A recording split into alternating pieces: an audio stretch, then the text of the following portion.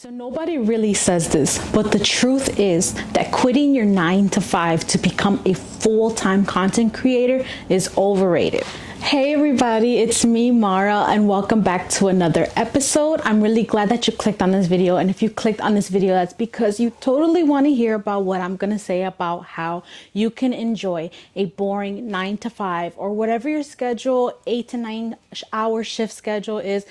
I'm going to give you some advice on how I think you could enjoy your life and live your best life and still enjoy the other things that you're trying to do with your life while having your basic 9 to 5. So the truth is that almost everybody realistically really needs a 9 to 5 or some type of job in order to survive in this world. That is just the cold truth. And we see it on social media all the time. We see people, oh, I quit my 9 to 5 to full-time content creator. You also see videos that say, oh, how I quit my 9 to 5 to be a content creator. Look, I'm not saying that it's impossible, but I am saying that the idea is overrated and that the idea is almost too good to be true. And unfortunately, that kind of lifestyle just doesn't happen for all of us. I relate more to needing that 9 to 5 versus just up and quitting and say I'm going to be a full-time content creator. So if you're interested to hear more about how to actually live your best life while working a 9 to 5, I'm going to have my iPad out for my notes for this video. Before we dig further into the tips that I have for you guys, I would like to ask for a favor. And in order to help my channel out, if you guys could like up and subscribe to my channel, I would greatly appreciate it. I'm really trying to a larger audience, and doing that for me will really help me out. So I would really appreciate it. And that's it. I'm a full-time college student. I am a full-time mom, and I also work full-time as well. However, my shifts are 12-hour shifts, and it doesn't help that I'm a supervisor as well. So my life juggling all this stuff is really overwhelming, and a lot of people often ask me, how do you juggle all that stuff while working and trying to create content and taking care of your kids, taking care of yourself? And let me tell you, girl, it is not easy. Sometimes I even have pushed aside my content creating because I am so busy. But because of how much I'm juggling, I feel like I could give some advice based on my lifestyle to you and share with you a couple of things. I want to talk about time. Time is your biggest enemy, because literally time is something you will never get back. So I need to emphasize how important time is, why you should be using it wisely. You have 168 hours in a week, minus 40 when you're working full time.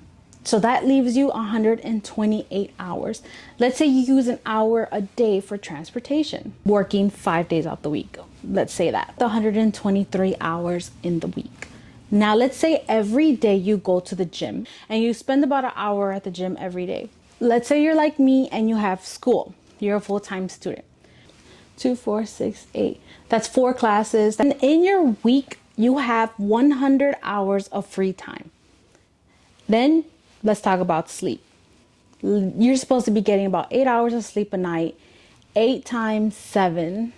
With all of that, with your sleep schedule, going to the gym, working, and having school, you have 52 hours in your week to use for your self-improvement, for yourself, for your side gigs, for your projects, for your self-improvement, for your content creation, all of that stuff.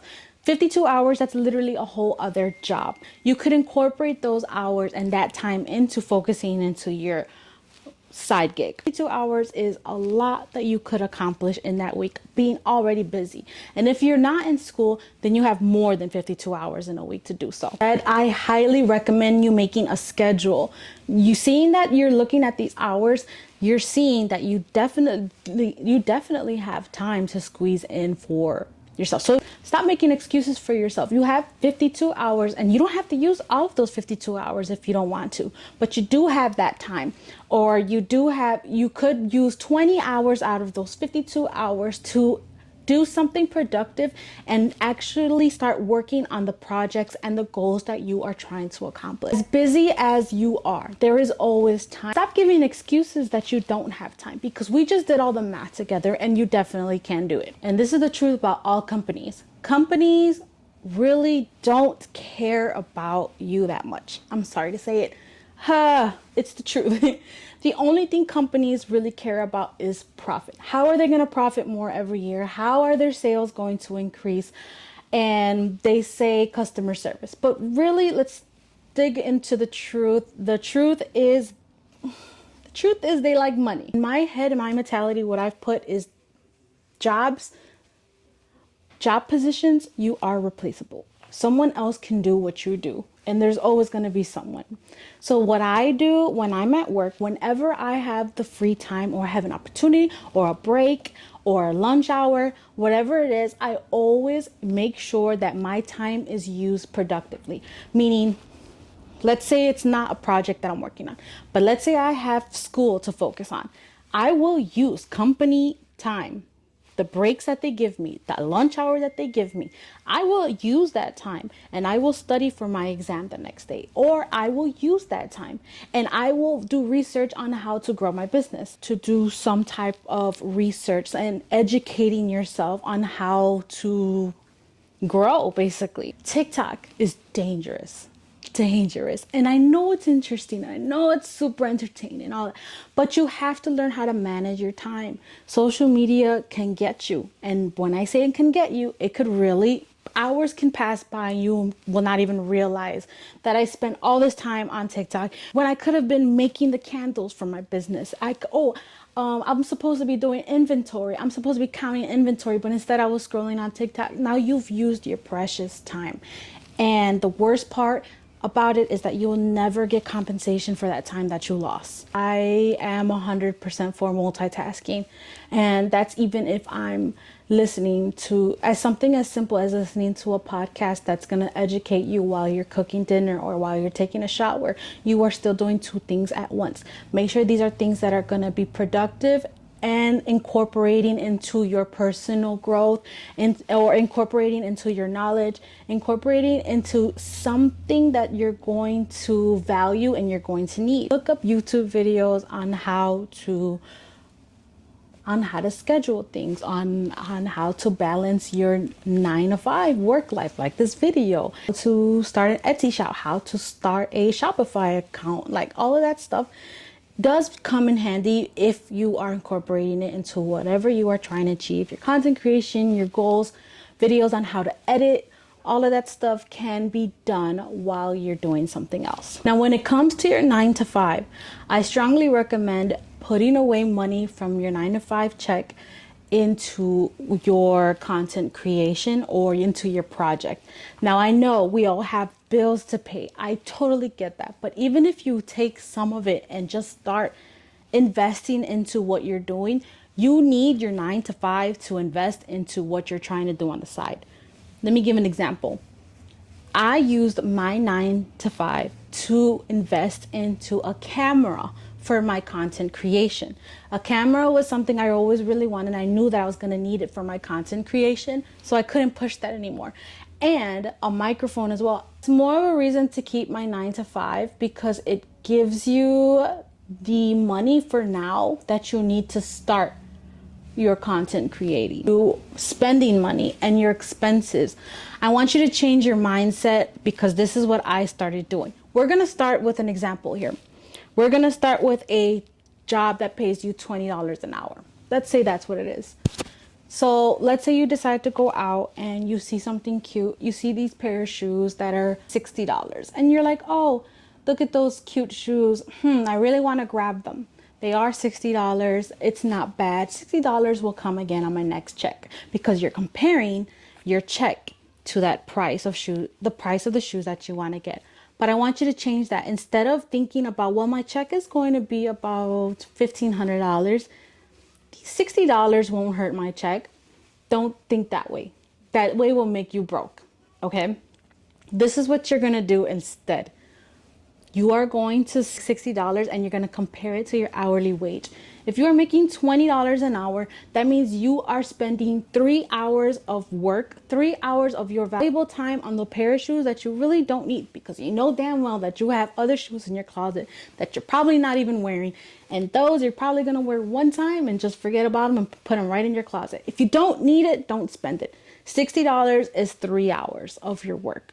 3 hours out of my 12-hour shift, 3 hours out of my 8-hour shift is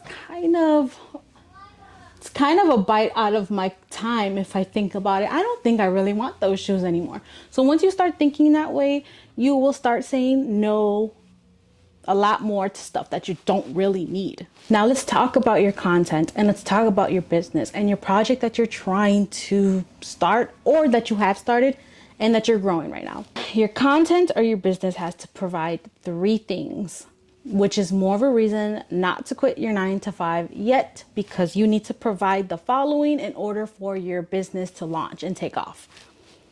Your stuff needs to be something you're good at. Your business, your content has to be something you're really good at. The second one is a service. You are going to provide a service that people actually want to or willing to pay for. If people are not wanting to pay or not willing to even watch your content because it's not something that they're really interested in, it's not really going to go anywhere. Not only will it have to be something you're good at and it's something that people is willing to pay for, but it has to be something that's your passion on top of that. Because if you're not passionate about it, you're not going to love what you're doing. If you're not passionate about it, you're not going to love, if you're not passionate about it, you're not going to love it. And it has to be something that you love to do, because that's going to be your motivation and your discipline to keep working on it. In today's economy and today's market, you need backups. And I know maybe you've heard on TikTok or you've heard on other places that millionaires need 5 sources of income to become millionaires. Maybe it's true. I don't know. I'm not a millionaire. But what I do know is that you need at least 2 or 3 sources of income to make it out here, even survive out here right now, because it is brutal out here. So when I say 2 or 3 incomes, it could be from your shop. Let's say you sell Mary Kay and you have your 9 to 5. That's already 2. Let's say you sell Mary Kay and you wrote a book or a digital book and people are buying your book online. Or let's say you have an Etsy shop. You make jewelry and you have your 9 to 5. That's 2 sources of income. The best one yet, you have a partner, your income, his income, and your side gig. That's 3 sources of income already. So when I hear that a millionaire has 5, it might even be more than 5 to make it there. The thing that I really want to emphasize on is making sure that you stay away from something I like to call burnouts. Burnout, like time, is also your worst enemy. If you overwhelm yourself and you overwork yourself, you're gonna crash. Darling, you need a break. Please make sure that you are taking your short increment breaks. This is why they need to be short increments.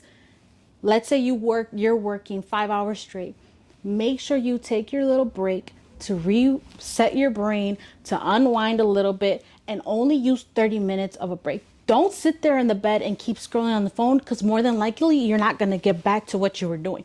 You're going to just say, oh, I'm done for the day. I think no, take your break and get right back to work. I would recommend to go outside, take a walk, go take a coffee break, meet up with a friend. Let's say you're gone for an hour. It doesn't matter. As long as you come back and do what you were doing and come back and continue to be productive.